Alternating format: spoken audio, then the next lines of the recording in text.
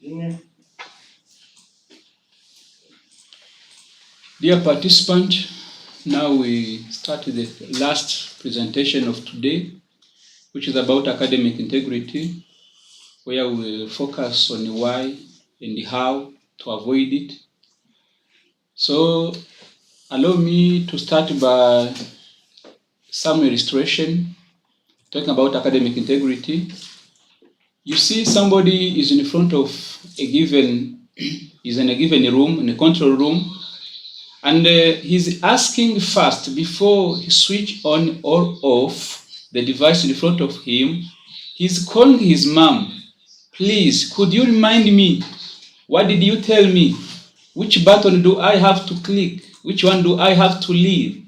Because if I make a mistake, something might happen, not on my side, but even the whole house. This is very key, and this is really fundamental issue for academic integrity. So whenever we say academic integrity, we think about honesty. We have to be honest in our teaching and learning scenario. So when we say to be honest, what does it mean? Is it to cultivate in yourself, lay the foundations for lifelong integrity. You are developing yourself the courage and insight to make difficult choices and accept responsibility for actions and their consequences, even at personal cost. That is the general definition for the honest in the real life. But when it comes to academic side, when we say academic integrity, we mean that there is no honest in all matter relating to endeavors of academic environment. What does it mean? Teaching and learning of knowledge and skills. Our integrity is required. In the discovery and disseminating of new knowledge, or what we are expecting as new discoveries, we need to be honest. And in healthcare professional education, it includes rendering diagnosis and administering treatment, communicating with patient or client. You can't deal with such matter if you are not honest in what you are doing. So, in other words, contrary to honesty, we have dishonesty. What does it mean? This is very key. Whenever you are copying from another student, during an exam, during an assignment, during the reporting process, you are not honest in what you are doing. Number two, you are using a crib sheet during a closed book exam. Some people are entering the room for exam with some papers. Dear students, if you are doing that, if you have that habit, you are not honest. When you are previewing the exam from a test file, when the teacher does not permit this and is unable of the file, sometimes even online, teacher might ask you before to open a given exam, before you attempt this, start reading first. In that case, you might bypass the given first recommendation and you start reading the questions even before you read the instructions. You are not honest at all. If you are presenting a paper, a report that you have copied, even if you have purchased it and you present it as your original work, is what most you are doing. They give you an assignment and you know that what have been asked, somebody else has done it. You go to Google, you use any search engine, and you copy and you paste your answers, then you submit to your lecturer. It's a really very serious issue, so let us try to avoid it. Number four, if you are faking results of laboratory experiment or work. I know during this session you are dealing with some students from College of Science and Technology. In case you are given a laboratory experiment, people might go and look at what has been done, and you only change samples and the names of where the experiment is taking place. In that case, you are not honest. So we have so many definitions. You are working in a group, you are given an assignment, and you give the permission to one member of the group. to work the whole work and submit as if you did it collectively. You are not honest at all. If it was a group work, you should sit together. You exchange ideas. If you don't do that, you are asking other people to add you on the result sheets. You are not honest at all. So you might sit and take an exam for another person. But I'm sure that university, nobody is doing that. But somewhere else, people might take their student card, they sit for exam for others. We are facing that in so many kind of assessment that are taking place elsewhere. So let us try to avoid that. We have so many types of cheating that people are doing, but let us avoid it. You can see this image that I'm sharing with you. Somebody has produced his report, and when he presents to the supervisor this, you see somebody who is running behind. There is a guy who is running behind the presenter, which means that he's presenting what he did not, and let alone when he will take his time, the supervisor, and read it. So when he start asking him, what did you present? You might find that even the presenter doesn't know what has been done exactly. It's what we mostly call kudodesha. You are making your final year project, you are making your thesis, and you ask somebody to do it for you. And when he or she went to present it, when they ask the questions, they might realize that he's not the one who did this test. That is a serious academic dishonesty.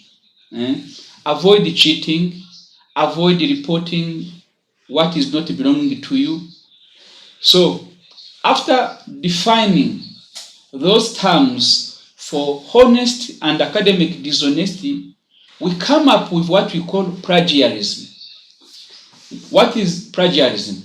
In most of cases, people are trying to define plagiarism as if you are copying another work, or you borrow someone else's ideas and you present them as your original ideas. In that case, you are plagiarizing. However, terms like copying makes the offense look like a little lighter. As per somebody who is called Merriam-Webster, he has an online dictionary, and when he was trying to define plagiarism, he was mentioning 4 points in his definition. Whenever you commit any of the 4, you are committing plagiarism. The first one is to steal and pass off ideas or words of others. You take without informing, without recognizing, without informing the owner that you are taking the given idea or given paragraph of the words, and you pass it off. You present it, you use it as your own section or your discovery. Number 2, if you are using others' production without proper citation. I know that all of us, you did the module which is called academic research, and you are learning the types of citation and how do we provide proper citation. Some people are not providing proper citation in their reports. In that case, you are committing plagiarism. So whenever you are committing a literary theft, you are a thief, but in terms of intellectual property, you are committing plagiarism. You are presenting someone's idea or product as the original. Something has been done by others, and you come and you start presenting it as it's your own. So we can ask ourselves, why people are they committing plagiarism? Why so many people are academic dishonesters? We have so many reasons. Sometimes we can say because the lecturer put me under pressure. If I don't get this high score, or parental pressure, if you don't bring these marks, you will be punished. So in that case, you can say, in order to achieve the pressurized issue, let me plagiarize. Is that positive? I don't think so. Sometimes you are asked to produce so many things in limited time. For the university, I don't think so. You students who are only studying, you can't say that you are being given assignment and don't have enough time to produce that report. And others, they are fearing to lose their academic support, they are fearing to lose their bursaries. So we have so many reasons why people are cheating, and you are used to plagiarize. You are now in level 4. Starting from level 1, you have been cheating. You copy from Google, you paste, and you give it to your lecturer. They give you grades. It becomes your habit. It means that in that case, you are producing, you are generating, you are training yourself to become a long life dishonester. Some people also are plagiarizing because of lack of knowledge. The universities, they are producing policies, rules and regulations to avoid this. And when you are not aware of those policies, you can say, I didn't know that plagiarizing is a mistake. So let us avoid that. Why academic integrity matters? Why did we mention this presentation in this training? One, we are producing awareness, academic awareness. Note that the University of Rwanda is emphasizing on producing original work. That's number. Number 2, correlation between frequency of cheating in the college and the workplace dishonesty. I know you know some cases of students who are being sent out of the university because of cheating. I know you have those information. Let us avoid that. We have a gap. On annual basis, the universities are being ranked on the international standard. So based on the produced reports, academic year regulations have to be revised to meet the standard rules and regulation on international level. So what can we do about this? One, we are recognizing, we are making an awareness. We have to make some kind of commitment. Commit yourself. You are given an assignment. Now you are given an assignment from your home, and you have all facilities. You have Google, you have books, and you are asked to respond. Have a commitment to say, even though I can refer to Google and I see the answers, let me commit myself rather than producing as it is. I try to paraphrase, I create proper citation. This is very important. The university is creating the mentorship process. We are here to support. Your lecturers are ready to support. We are trying to clarify expectations for the university. And please try to be fair and creative in your assessment. And you have to reduce copy and paste things. Try to honor the code of conduct. I will share with you the link about the plagiarism policy for the University of Rwanda. So avoid this as you can. You have to honor the statement. By this, I may stop by here.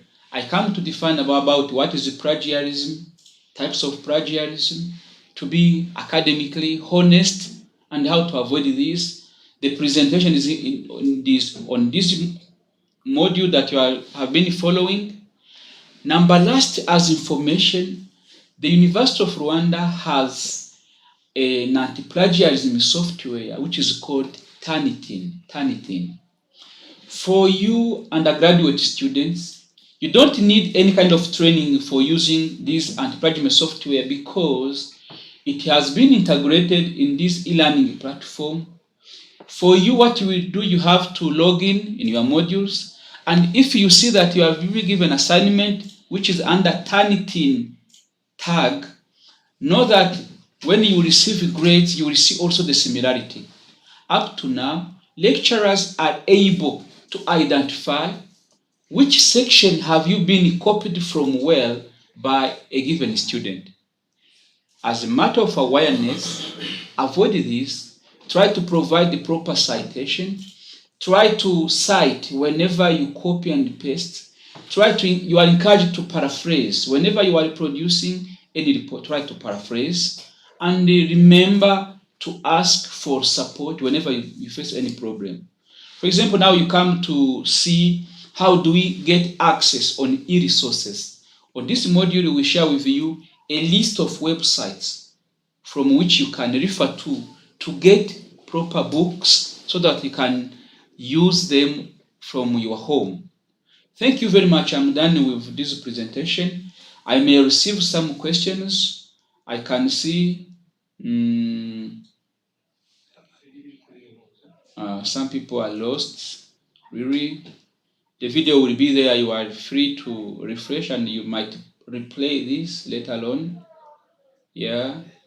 So the remaining discussions will remain on forums that we have enabled. You will allow us very soon from 12. You will join a Google Meet link to participate in the overall evaluation for this training. The link will be on this e-learning platform at 12. So you get a link for Google Meet so that we will discuss about what we have seen during this training. We'll be ready to respond to any question. Thank you very much. Some questions on, excuse me, what is Anti-Plagiarism Software? So, one has raised the question about what is Anti-Plagiarism Software. You understand we are anti-plagiarism. We are mentioning two things. We have plagiarism and anti as against plagiarism. A software to detect the similarity in a given report is called Anti-Plagiarism Software. I told you that the one that university has purchased is called Turnitin, and you don't need really a training on it because it is integrated with this e-learning platform. By only submitting your report, lecturers who has set a Turnitin assignment will be able to detect the similarity. What you have copied from your colleagues, what you have been copying from the online resource will be identified by that software. Thank you very much.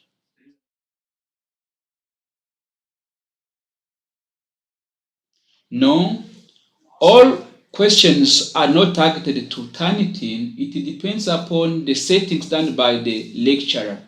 In case lecturer will set a Turnitin assignment, for example, in this module, at the end you will set a Turnitin assignment so that you may respond to it and you will see the feedbacks so that you can comment on how it works. For sure, no special training on it on your side. We are training Turnitin software to postgraduate students, but for undergraduate, you are requested only to submit your answers within the Turnitin assignment. Lecturers will send the reports with the grades, with the similarity index highlighted from what you have copied from your colleagues. Thank you. Where should we get the software for anti-plagiarism? I'm saying that the anti-plagiarism software for the University of Rwanda has been integrated in this e-learning platform. Of course, we have some online versions which can be used, but we are encouraging you only to respond the given rules and the recommendation from your lecturer. Otherwise, it is integrated in this e-learning platform. One is saying he hopes that the software is fair. It's not fair. It's okay. You are allowed to use your offline resources when you're answering assignment. Yes. Why are they training you to deal with open educational resources? It's not only for reading purpose. You learn, and if you are asked to respond to a given assignment or any task, you can refer to online resources. But what's the purpose of all resources? Whenever you are given notes, you are given a PowerPoint presentation, the purpose of giving you those resources is not to copy them and paste in your assignment. First, you get skills, you understand, and when you are asked a given question, you can try to speak it to respond in your own words. You try to interpret what the lecturer has trained you. So, allow us to stop this live here and we might meet again at 12 talk discussing the overall discussion. Thank you very much.